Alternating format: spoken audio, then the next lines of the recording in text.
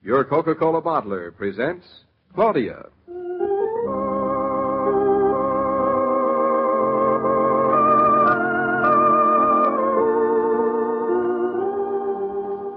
Claudia, based on the play and novels by Rose Franken.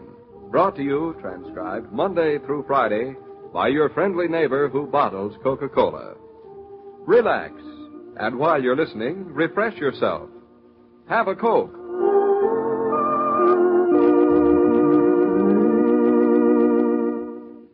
And now, Claudia.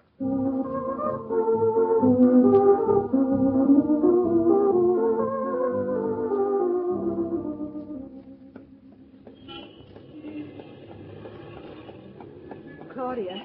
What is it, Mama? That's what I want to know. What is it? What's what? Why are you walking so fast? Have you forgotten we really aren't going anywhere? Sure we are. We're going for a walk. A walk, is it? It feels more like a trot or a nice brisk canter. Am I going too fast? Well, not too fast for a racehorse, perhaps, but then I'm not a racehorse. What's the hurry? I'm sorry, Mama. I guess it's because I'm thinking. I'm thinking about David. What have you done now? What have I done? What makes you think I've done something? Elementary, my dear Watson. When you start thinking about David, it's because something isn't right. And when something isn't right, it's usually pretty easy to guess whose fault it is. Everything's right. Well, David was a little grumpy this morning, and I'm just trying to guess why. There you go, worrying again. What's wrong with worrying? David isn't usually grumpy. Of course not. He probably just got tired of answering silly questions. I think it had something to do with insurance. Insurance? What do you know about insurance? Even I don't know anything about it. That's just it. I know all about it. Roger and David spent last night explaining the whole thing to me. So that's it. Then you tried to tell David all about insurance, and he wouldn't listen, and now you think it's David who was grumpy. But he did listen. He listened to you? Mm-hmm. And I always thought I had an intelligent son-in-law. But, Mama, I know all about insurance. He explained it just last night. Besides, I know I was right. It's so cheap. What's cheap? Tornado insurance. For our house, I mean. Tornado insurance for your house? Yep. But your house is in Connecticut. They never have tornadoes in Connecticut. That's what everybody says, but no one knows why. It only costs $1.50 a year. I think that's what David said. And we get $20,000 if there's a tornado. And that's just the sort of bargain you can't resist. Does seem like a very easy way to make a lot of money, doesn't it? I wonder if that's what made David so grumpy. He hardly said a word during breakfast. The ordinary husband would have said plenty, I think. Say, isn't that a fine-looking drugstore? The one on the corner there? It's just like any other drugstore I ever saw. I need a very special drugstore. You do? Since when are you so special? What do you need it for? Very rare drug.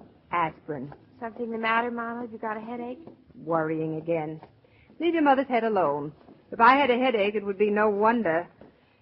Here's the drugstore. Maybe we can get something you want, too. Looks like a wonderful drugstore. Oh, I love drugstores like this, don't you? They've got so many different things. You don't even have to know what you're going to buy before you go in. I want to buy some aspirin, remember? You might buy a book. They've got quite a library. No, thanks. Or a magazine. Or that. I think that's just what you need. What a pretty sign. Is that what you mean? Why do you feel the way you do feel today? What is it? Looks like a magazine on astrology. Astrology for everyday people. What other kind of people are there except everyday people? I'm sure I don't know. Why do you feel the way you do feel? You know that just might explain why David was grumpy this morning. Don't you think so? No, sure. It would be fun to see what it says anyway. I'll get a copy. You're going to buy that? Of course I am. It's only a dime. Another bargain. Lots better than having your palm read, I bet you. Astrology, palm reading. Why, you've never had your palm read in your life. It was your idea in the first place. You told me to buy it. You take everything anyone says seriously? Why do you feel the way you feel today? I wouldn't mind finding that out either. I love to read all about myself. You don't have to read about yourself. You can just listen to me. I'm listening. The reason you feel the way you feel today. You don't even know what way that way is. Whatever you feel, the whole trouble is because you've been outrageously spoiled by a foolish and doting old mother. Oh, what a way to talk. Only solace in her old age is aspirin.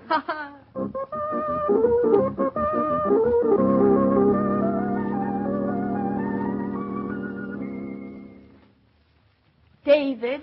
Yes, dear? David, when were you born? My birthday's in May.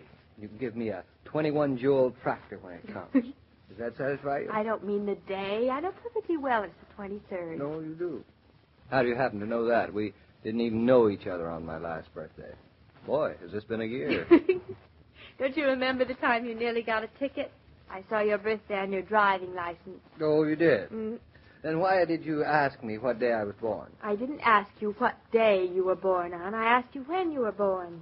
It's really terribly important if you believe in this magazine. What magazine's that? Astrology for Everyday People. What?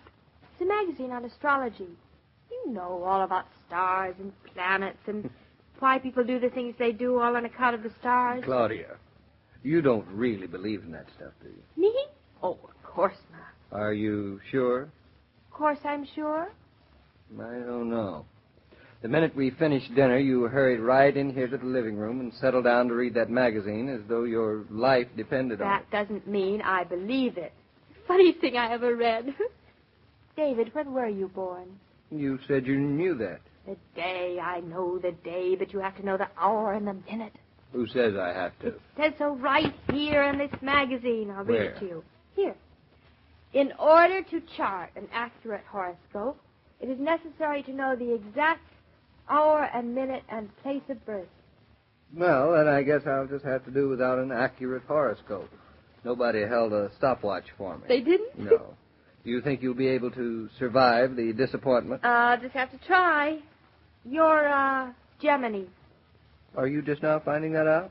Did you know it? Naturally, I knew it. I've known it all my life. You don't think I'd let an important fact like that escape me, do you? You're kidding. Aren't you? Never mind that. Go on. Now, let's see. Oh, here you are. Gemini for March. Jiminy by Jiminy. That's me. Read on. Now, I haven't had enough time to give to this lately. David, Say, you don't believe this stuff, do you? That's my line, and never mind. Now get on with Jimmy for March. Well, now, here's what you have to do, Jiminy. Cultivate original ideas throughout March while Mercury, Venus, Mars, and the Sun make their progressive transit through the 8th house of the Sun. 7th. What did you say? I said 7th. 7th what? 7th house of the Sun. But it says 8th. Oh, my dear lady, what it says I care not. My own observation, madame, I have made with a telescope that belonged once to Notre Dame himself, with the help of a black cat and a broomstick. David, you... Quiet, please. You disturb my concentration and chase away the spirit. Spirit? But, David, this is astrology. There aren't any spirits. You mean to tell me you sit right there and tell me that you aren't aware of the spirits in this room? There is an Indian chief holding a cigar standing right behind your chair. I don't see anything. Of course not. You scared him away. Now, please continue with my horoscope, Madame Swami. David, you are Way not down serious upon about the all this. Swami River.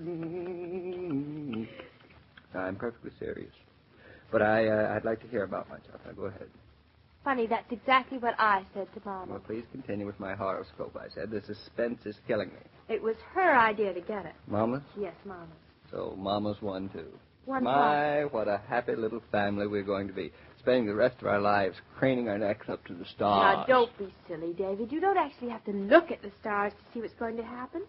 It's all written right here in the magazine. Please continue with my horoscope. The lunation of March 11th.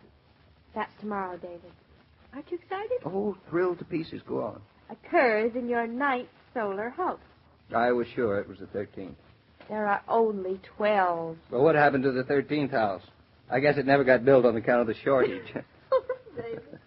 I know our place in Eastbrook is the 13th house. You make us sound very unlucky. Now, go on. Let me see. Where was I? Mm-hmm. The ascendant of your solar horoscope enters its grand trine aspect with Jupiter and Saturn. You don't say. The influences, be quiet, created by this configuration are exceedingly favorable for success, since Jupiter is the cosmic symbol of good fortune.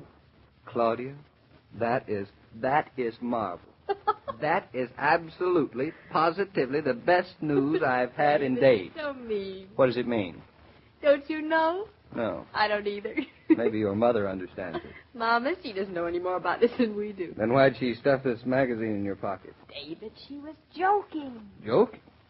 I bet she was only trying to change the subject. Oh. I bet you were explaining all about insurance to her. Now, don't be silly. Mama is not grumpy the way you were. Me, grumpy? Oh, you mean this morning? Yes, just because I made you take out tornado insurance. Grumpy?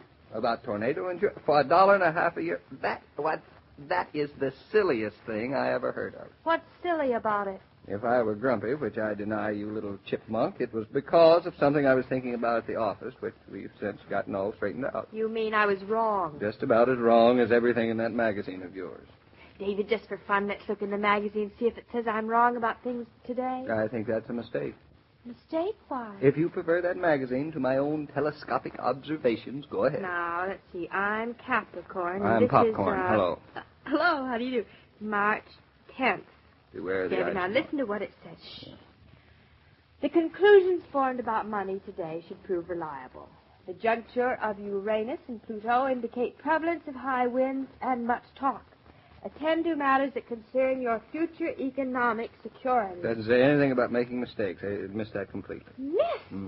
David, how can you say that? Conclusions formed about money today should be reliable. Well, don't you know what that means? That means insurance. How do you know? And the next thing, high winds. I suppose that's the tornado you think. This brilliant magazine. It knows I was right about the insurance. David, we're going to have a tornado. Isn't that marvelous? And all for $1.50.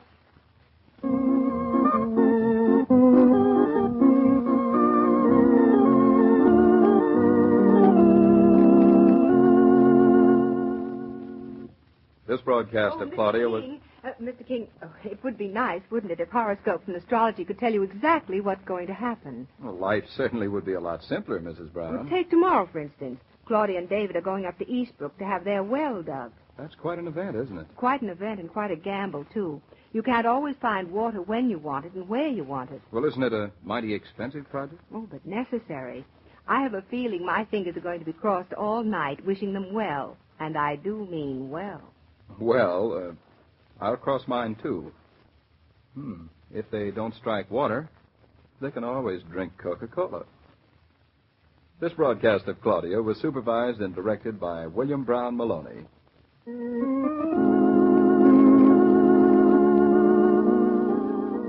When guests leave your house with the words, "We always have such a good time here," it gives you a wonderful feeling, doesn't it?